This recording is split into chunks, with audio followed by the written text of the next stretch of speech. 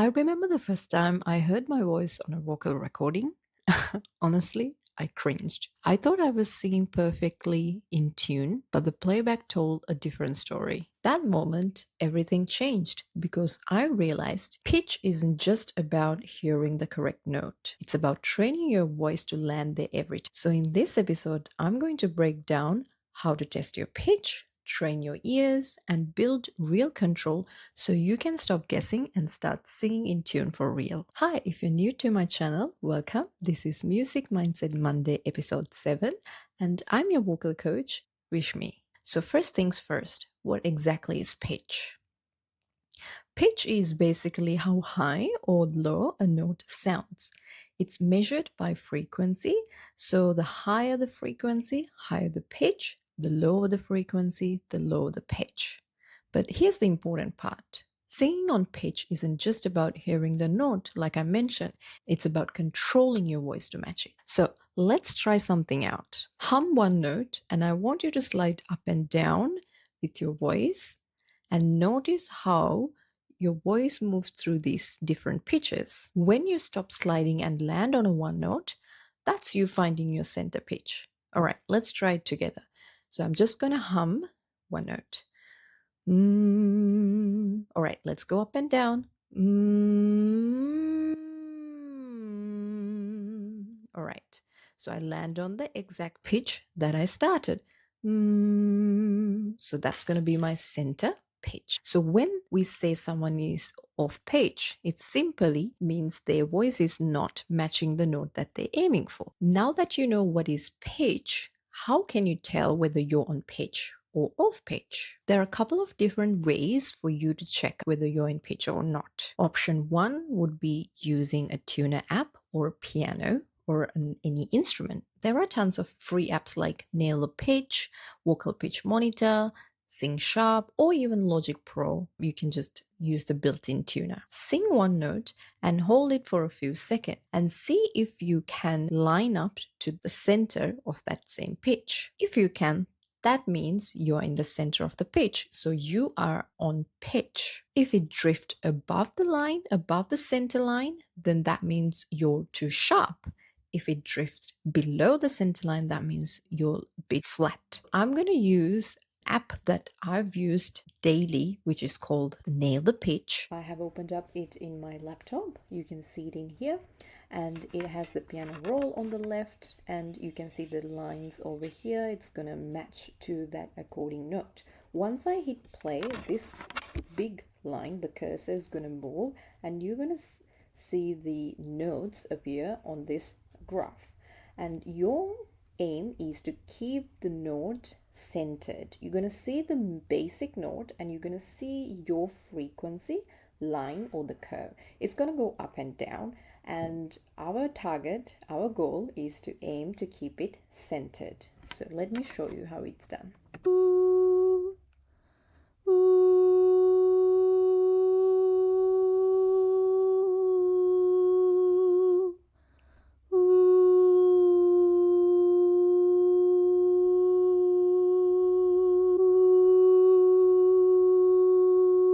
As you can see, if the line stayed centered, you're good to go, you're in tune. If it goes above to the very top, or if it goes below to the very bottom, that means you're sharp or you're flat.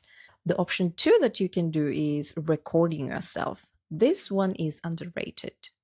Record a simple exercise or a melody and play it back and compare it with a piano or a note track. Sometimes you'll hear that something feels slightly off even before you can measure it. In last week's episode, I mentioned it's very important to keep a vocal journal, a log, when you're practicing. So you can use this journal to measure whether you're in pitch or you're off pitch. This is a good way for you to make sure that you practice to sing in pitch. Option 3 is visual feedback. If you're in Logic Pro, in GarageBand, or in any other DAW, you can use the pitch editor. In Logic Pro, this is Flex Pitch. You literally see where your pitch sits, and it's like having a microscope. A common mistake a lot of singers do is confusing volume with pitch. Singing louder doesn't make you're more in tune. It just makes the note more obvious. So make sure not to increase the volume, just try to control and match to the sound that you're hearing. Your ear is your best friend when it comes to singing on pitch. If you can hear it clearly, you can sing it accurately. Here are a few ways that you can train your ears. The first option is interval practice. The second one is call and response. The third option is use ear training apps or match everyday sounds. So let's talk about interval practice. Play two notes on a keyboard, for example, C and E. Try to sing the E note after hearing the C note without obviously playing the E note. This helps your brain to identify the distance between those two notes. This is what we call interval training. Here's a small example.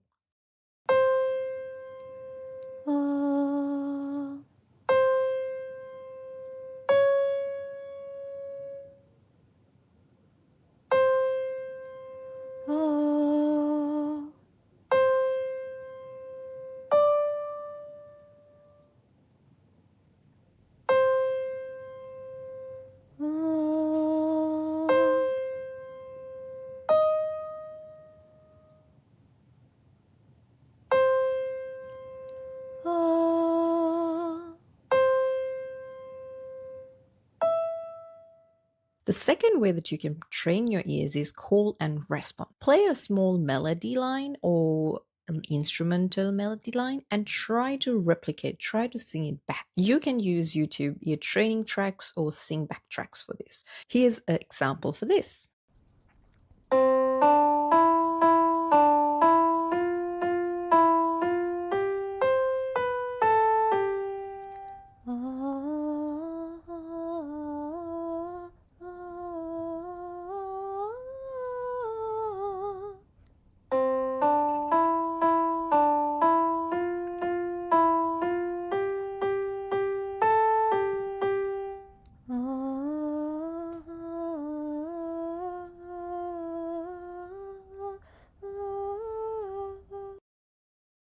The third way that you can train is training with an app. Like I mentioned before, you can just download an app to your phone or even to your laptop from Play Store and then start training your ears. They make it like a game so you can train even on the go. Here's a small example of me training with an app.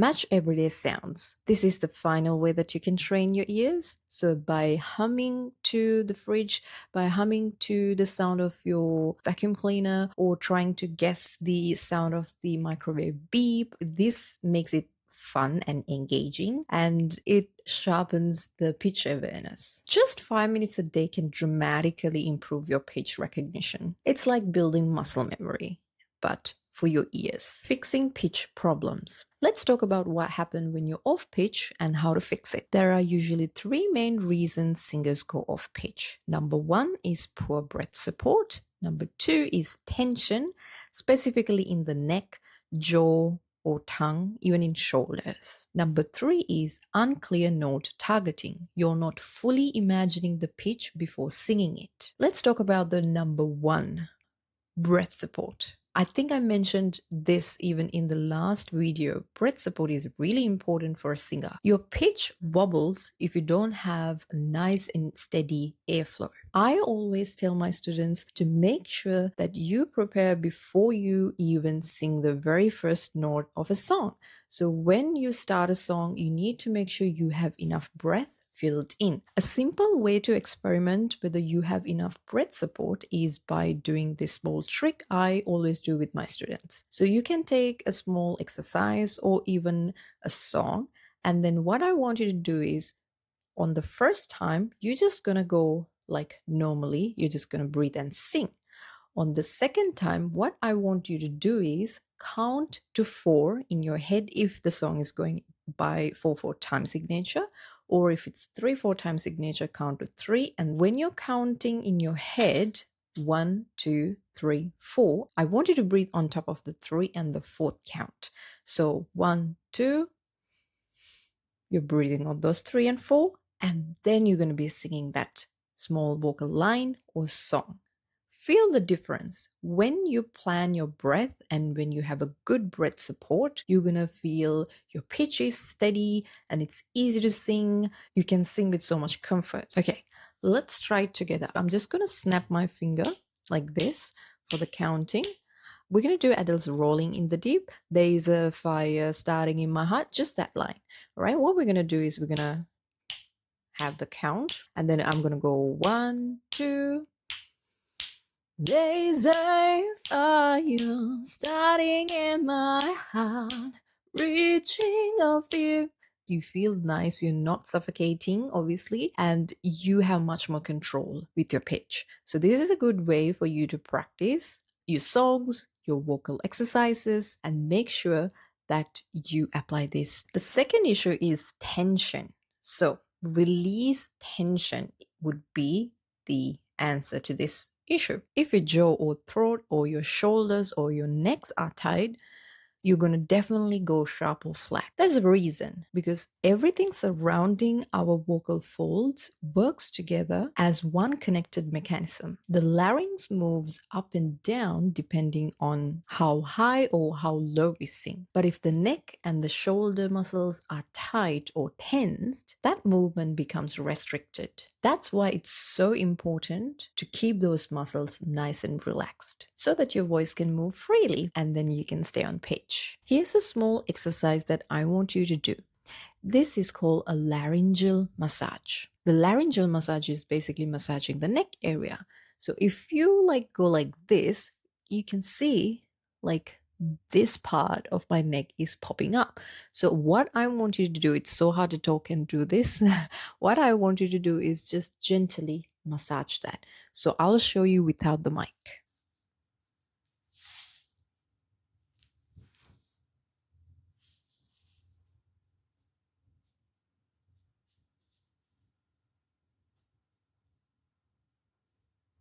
Gently massage these two sides and make sure to also massage the shoulders and again the jaw. Make sure to relax. When we live our daily life, we are often put under pressure and we talk so much, we are hunched when we are working.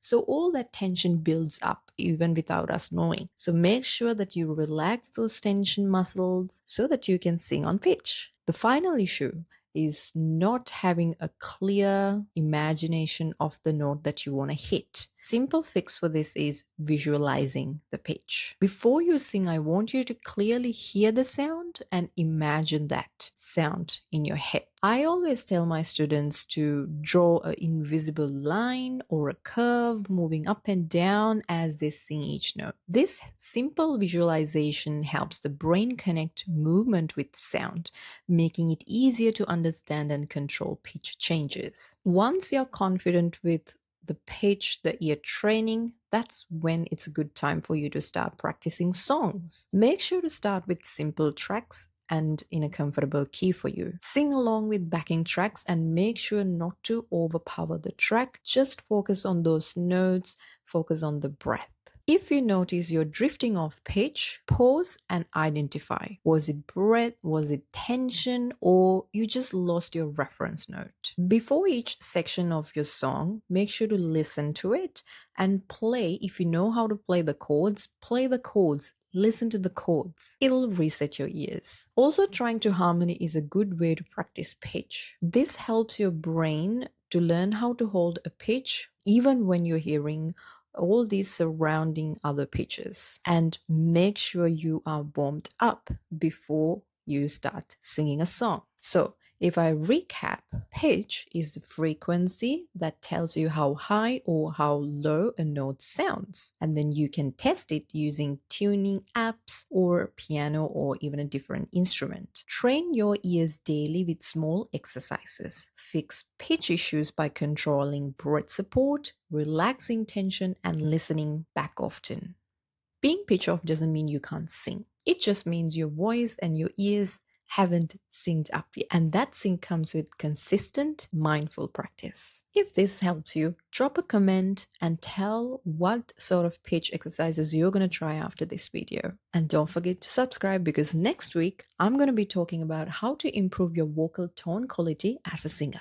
I think this video will be a better fit for you to watch next. Until next time, have a good week. See you.